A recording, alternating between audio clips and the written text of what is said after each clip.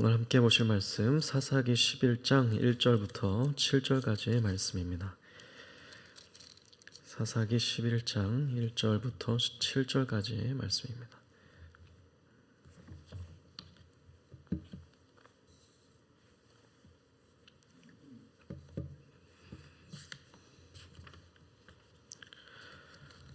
다 찾으셨으면 한 절씩 교독하도록 하겠습니다. 길르앗 사람 입다는 큰 용사였으니 기생이 길르앗에게서 낳은 아들이었고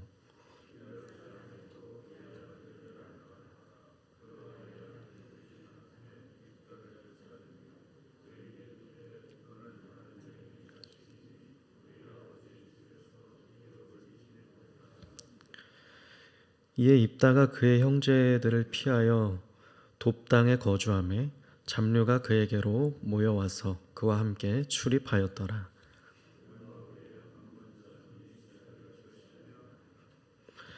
암몬 자손이 이스라엘을 치려할 때에 길르앗 장로들이 입다를 데려오려고 돕당에 가서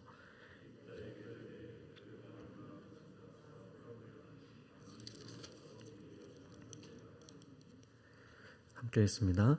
입다가 길르앗 장로들에게 이르되 너희가 전에 나를 미워하여 내 아버지 집에서 쫓아내지 아니하였느냐? 이제 너희가 환난을 당하였다고 어찌하여 내게 왔느냐 하더라. 아멘. 네, 오늘 이제 저희 사사기 11장 첫 부분을 함께 읽었는데요. 오늘 본문에 드디어 이제 새로운 사사가 공식적으로 등장하고 있습니다. 이제 기드온의 대사사 이후에 아비멜렉과 또 두 명의 소사사, 그러니까 대사사, 소사사로 저희가 흔히 구분을 하곤 하는데 그것은 어떤 분량의 차이이지 누가 더 상당히 더 이제 더 뛰어났다거나 우열을 가리기 위함보다는 이제 분량의 차이이기 때문에 사사기에서 좀 더 비중 있게 다루는 인물로 이제 그렇게 나누곤 하는데요. 이 입다의 경우에는 그래도 상당히 적지 않은 분량이 나타나고 있음을 저희가 보게 됩니다. 입다의 스토리가 시작되는 시작은 이제 10장 사실 6절부터 그것의 어떤 사사기의 전형적인 패턴이 나타나면서 시작이 되었다고 할 수 있고요.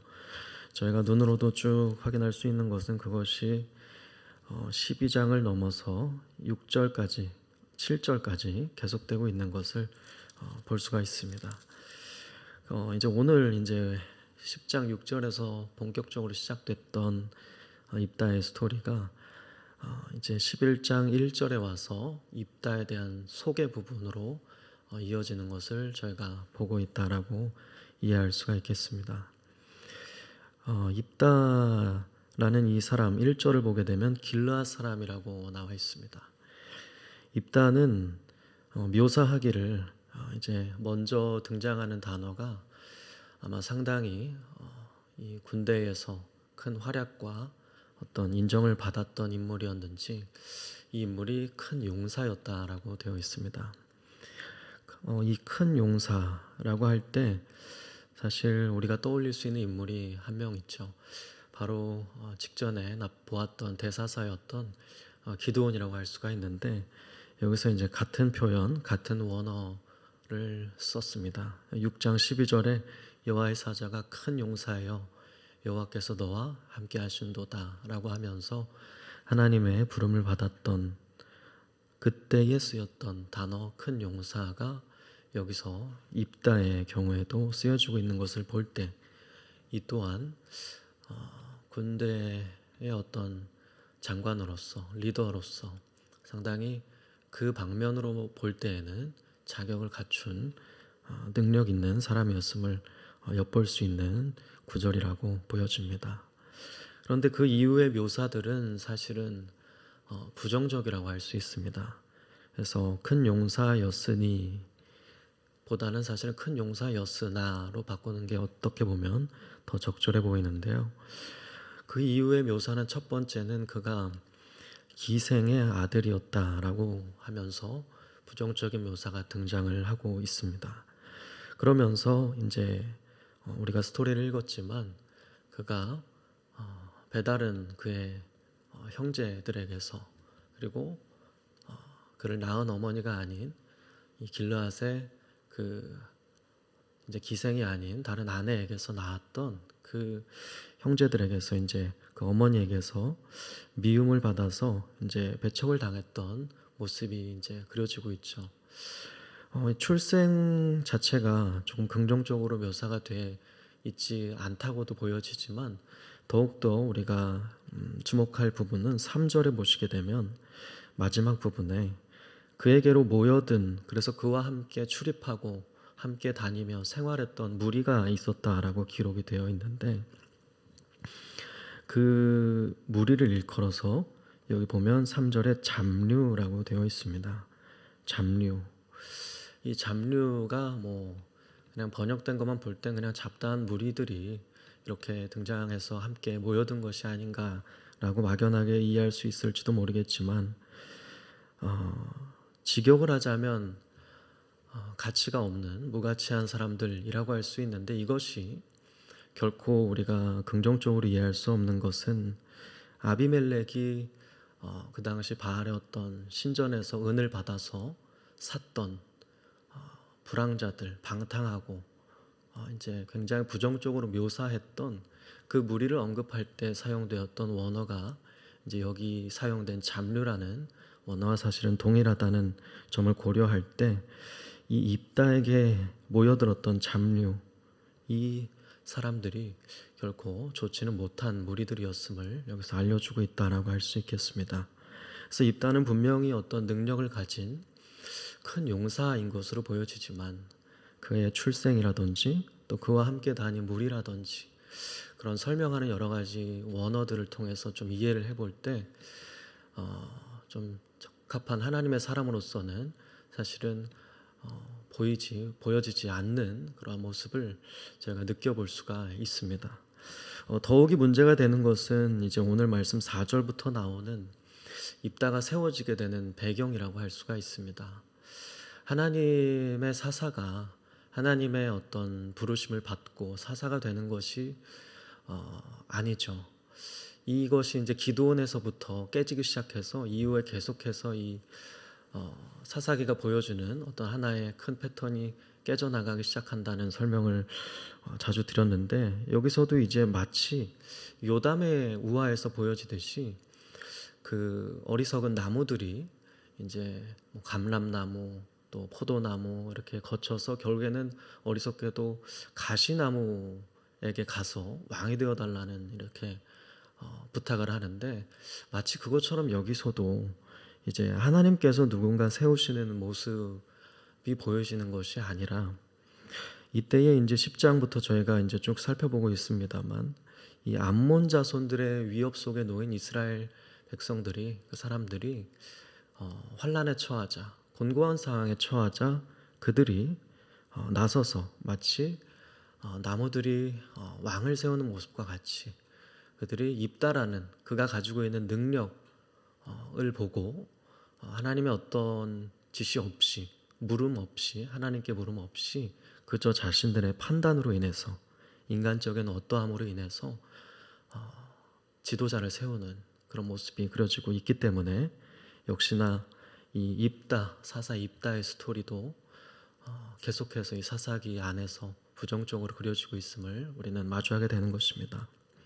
그래서 이 입다를 결국에는 이들이 5절에 보면 데려오려고 그가 피해 가 있었던 땅인 돕당이라는 데 이르렀다고 되어 있죠. 그래서 6절을 보시면 그에게 이렇게 이야기했습니다.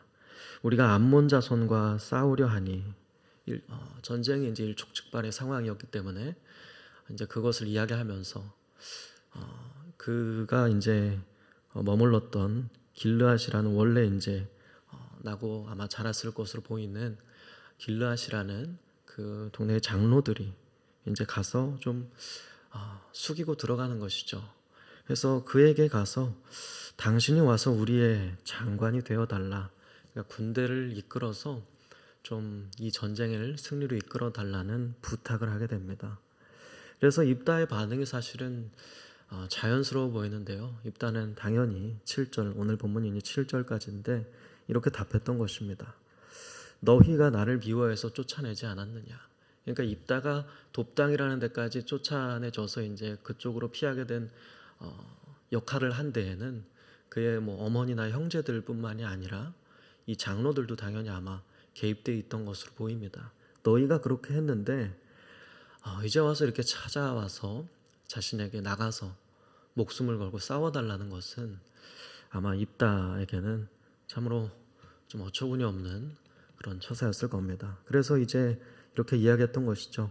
7장 마지막에 이제 너희가 환난을 당하였다면 어찌하여 내게 왔느냐 라고 하면서 입다는 그들에게 이제 어떻게 보면 합당한 반응을 하는 것으로 보이고, 이후에 이제 본문을 저희가 내일 또 살펴보겠지만 결국에는 이 장로들이 고개를 숙이며 나아가자 이제 입다는 앞서서는 군대의 어떤 장관이 되어 주십시오라고 찾아갔다면 이후에 보시게 되면 길르앗의 아예 머리와 그리고 장관으로 세워지게 됐고, 또 이후의 설명을 보게 될 때 그는 여호와의 영이 임하고 또 사사로 세워진 인물이었음이 또 자세하게 드러나고 입증되게 됩니다.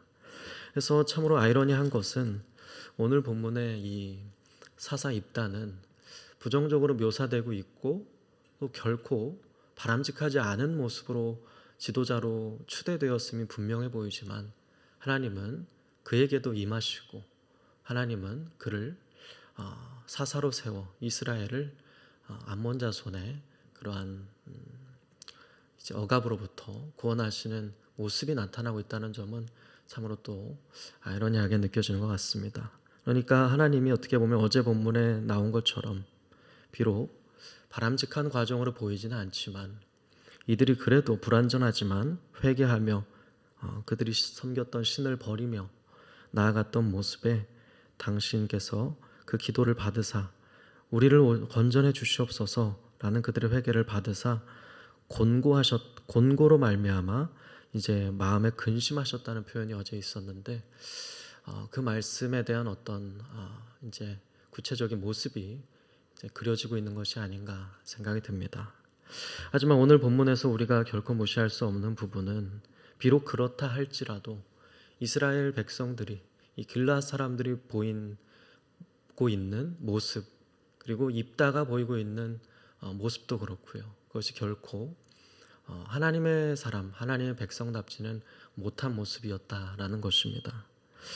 그래서 이 어떤 학자는 제가 보면서 좀 기억해온 이 입다 스토리에 대한 표현이 있는데 바로 이렇게 표현을 정리를 하더라고요.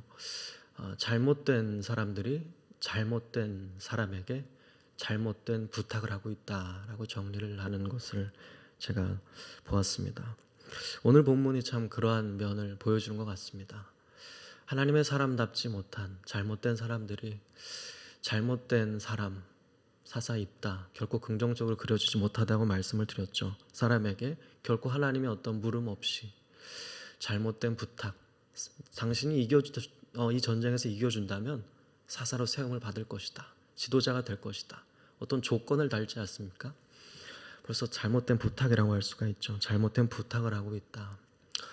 우리의 모습을 한번 오늘의 이러한 말씀을 통해서 좀 돌아보았으면 좋겠습니다. 우리는 어떠한 사람, 어떠한 모습으로 오늘 하루 이 자리에 서 있는가? 이 길르앗 주민들의 모습, 이들의 모습이 보이고 있는 이러한 행동들이 과연 우리 안에는 있지 않은가? 우리 마음속에는 있지 않은가? 오늘 말씀을 통해서 한번 우리의 내면을, 우리의 신앙을 돌아보는 시간이 되었으면 좋겠고요. 우리의 모습은 이와 같지 않고 하나님께 늘 먼저 환난과 곤고한 상황일수록 기도하며 묻고, 또 하나님께서 다른 어떤 인간적인 어떠함이 아니라 하나님께서 나를 구원하고 이 상황에서 나를 건지실 유일한 분임을 믿음으로 고백하며 그분을 의지하면서 나아가시게 되었으면 좋겠습니다. 그렇게 나아가서 이들이 행했던 과오를 범하지 않고 하나님만이 나의 유일한 도움이십니다, 하나님만이 나의 유일한 구원이십니다라고 고백하며 우리 삶으로 그것을 입증하면서 나아가는 복된 저와 여러분 되기를 주님의 이름으로 축복합니다. 마지막으로 제가 같이 한번 읽었으면 하는 구절이 있어서 성경책 있으신 분들은 같이 한번 찾아보고 마무리했으면 좋겠는데요. 시편 121편에 많은 분들에 의해서 불리는 성전에 올라가는 노래, 그 찬양으로도 유명한 그 구절입니다. 같이 한번 1절부터 8절까지 있는 이 유명한 시편을 한 목소리로 한번 이 새벽에 같이 합독하고 이 고백을 우리의 고백으로 올려드리면서 오늘 새벽 기도에는 마치도록 하겠습니다. 같이 함께 다 찾으셨다면 시편 121편 1절에서 8절의 말씀을 합독하도록 하겠습니다. 내가 산을 향하여 눈을 들리라. 나의 도움이 어디서 올까? 나의 도움은 천지를 지으신 여호와에게서로다. 여호와께서 너를 실족하지 아니하게 하시며 너를 지키시는 이가 졸지 아니하시리로다. 이스라엘을 지키시는 이는 졸지도 아니하시고 주무시지도 아니하시리로다. 여호와는 너를 지키시는 이시라.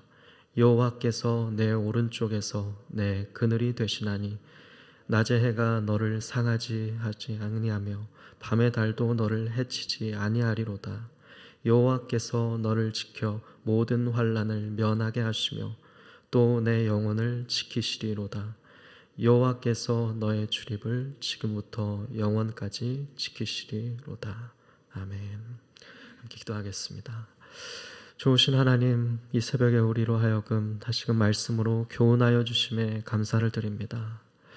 오늘 본문에 잘못된 사람들이 잘못된 인물에게 또 잘못된 부탁을 하는 모습을 보았습니다. 우리 안에, 우리 마음에, 우리의 믿음에, 우리의 신앙에 이러한 모습은 없는지 이 새벽에 철저히 돌아보게 하시고, 이 새벽에 마치 시편 121편의 저자의 고백처럼 우리가 다시금 여호와만이 우리의 구원이시고 도움이십니다. 여호와만이 우리를 지키시는 분이십니다라고 진심으로 믿음으로 고백하며 기도하며 의지하며 나아가는 저희들 될 수 있도록 축복하여 주시고 우리 삶을 인도하여 주시옵소서.